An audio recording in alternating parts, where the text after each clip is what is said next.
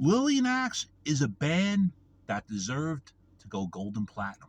This is the Rock and Roll Weatherman. My name is Sean Morrison. That's right, Mr. Morrison is just going to tell it like it is. They've started off with their self-titled debut album. Then they had Love and War. Then their third album, Poetic Justice and Psycho Schizophrenia, should have easily been gold and platinum albums. But unfortunately, the record companies do suck. You know, I could sit here all day and give you a 1 hour documentary on it, but I don't want to go too crazy. But seriously, their first two albums were on MCA Records. You know them as the Musical Cemetery of America. The first four albums did feature Ron Taylor on the lead vocals. Of course, their founding member, guitarist Stevie fucking Blaze, was on guitars. You know who the rest of the band members are, etc. And rest in peace, John Sturr, the former guitarist. I believe he also played keyboards on some of the records back in the first four records. But MCA, what did they do? Nothing. Great songs such as Nobody Knows, Dream of a Lifetime should have easily been on mainstream rock radio. The video, I believe, the video for Dream of a Lifetime was on MTV Headbangers Ball. Then the second album, you had a lot of great songs on there, which included "Shove a Little Love," awesome video. Should have easily been on mainstream rock radio, but the record executives and MCA Records were too busy picking their nose, not knowing what the fuck to do. That's how MCA Records got the name MCA Records. There's a lot of other bands on there that deserve recognition, which include Spread Eagle, Law and Order.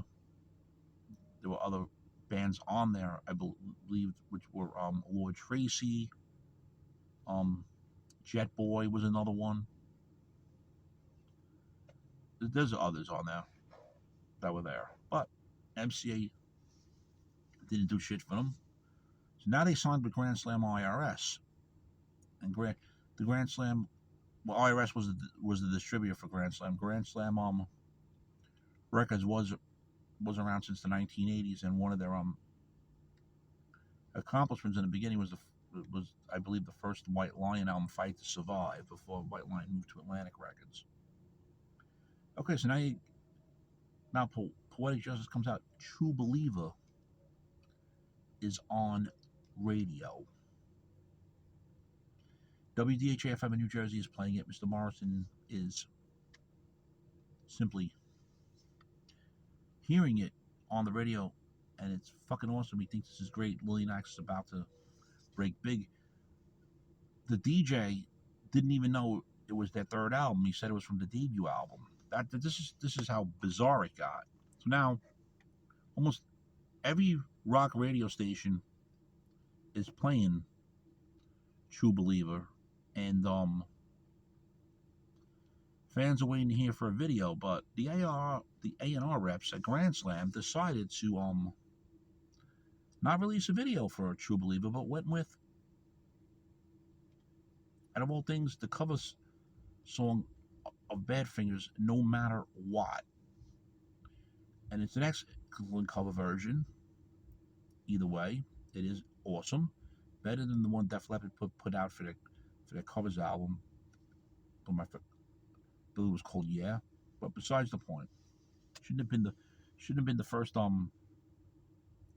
video off of Poetic Justice.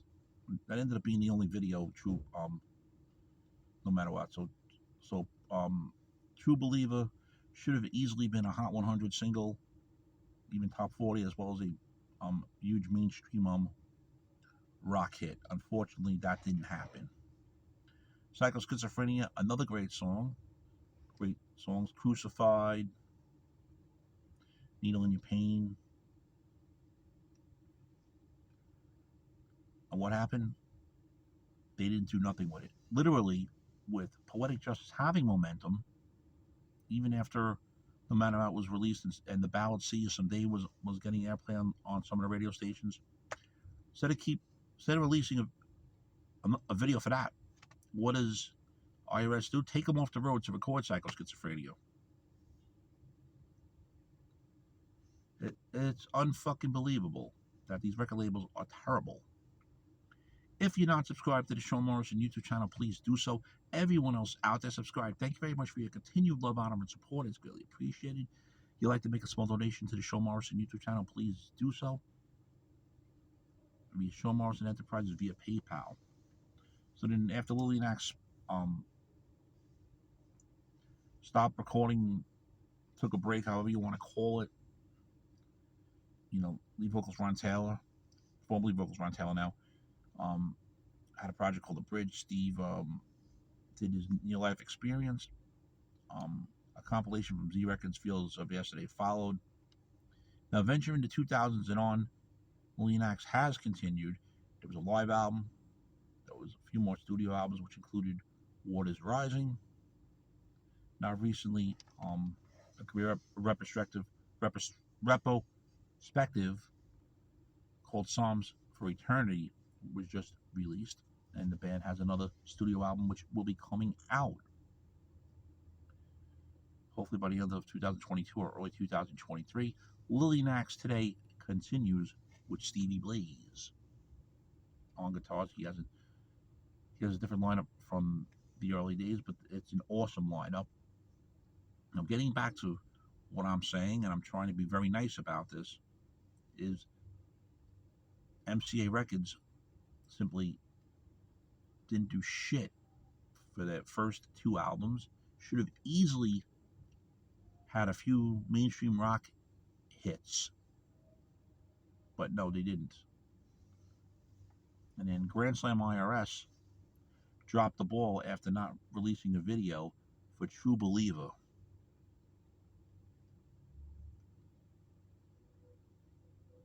And I even confronted the guy at a Testament concert in 1994 that I happened to be in attendance at, which ironically I don't usually go to thrash metal events. I was just there.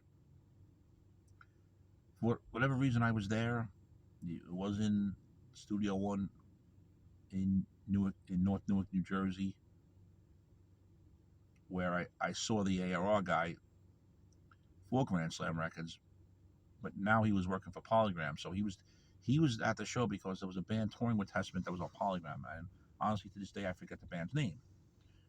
So he saw me, he's like, "Hello, stud," whatever, and I literally lashed at him and I'm like, "How the hell did you screw up Lillian Axe's career? True Believer, there should have been a freaking video." And he didn't know what to say. He literally was like, "Oh, I thought I was doing the right thing." And I was like, I don't even know what I said, but I don't think he expected somebody to attack him in a bar over a mistake he said about Lillian Axe. And to this day, nearly 30 years later, that this jackass made the worst musical decision, worse than MCA Records, it still annoys the fuck out of Mr. Morrison. So Lillian Axe is a great band, will always be, with new material coming out. I do apologize for a long video, but I'm just being honest with you. They should have easily been gold and fucking platinum. And to the people at MCA Records that did do shit for Lillian Axe, fuck you. And to the A&R guy, I'm not going to say his name, but some of you know who it is, for screwing Lillian Axe's career when they should have easily had a top mainstream rock hit and a possible Hot 100 single with True Believer.